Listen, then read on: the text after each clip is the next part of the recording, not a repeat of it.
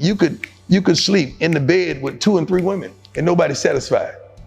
You got 100 suits, you can't cover up the pain. You got 300, 400, 500 pairs of shoes, you can't take a step in the right direction. You got 9 or 10 cars in the driveway, you ain't going nowhere.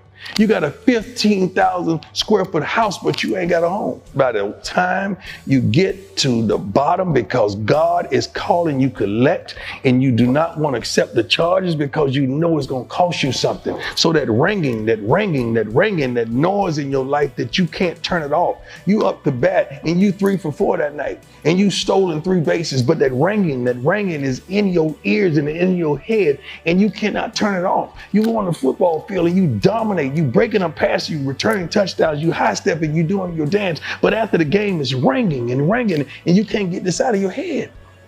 So now you just crying out. You're crying out for help, and you began to be suicidal. So you sitting on the bench with the Cincinnati Reds, and you 3 for 4, few stolen bases, and you take a bottle of pills right in front of all your teammates. That's your cry for help, because you can't cry. You know why? I'm the man. How can the man cry for help? We all told our sons back in the day, you don't cry. You ain't soft.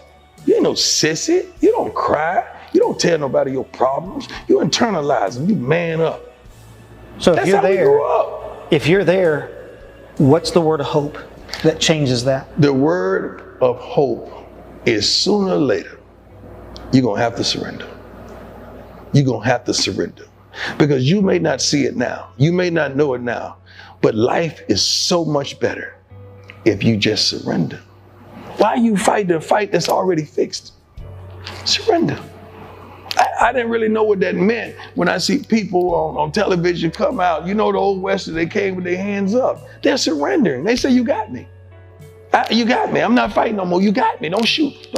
You got me. And that's how I went to God.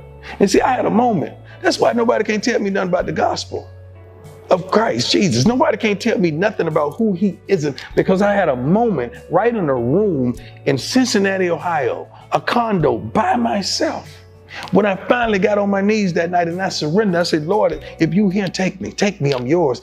And the lights that came into that room, the sound and the wind, the whistling, and it came through that room, and it's like papers was flying, and the light was so bright and radiant that I was just crying out, Lord, take me. And it was so the most beautiful thing I've ever saw. I had a real visitation.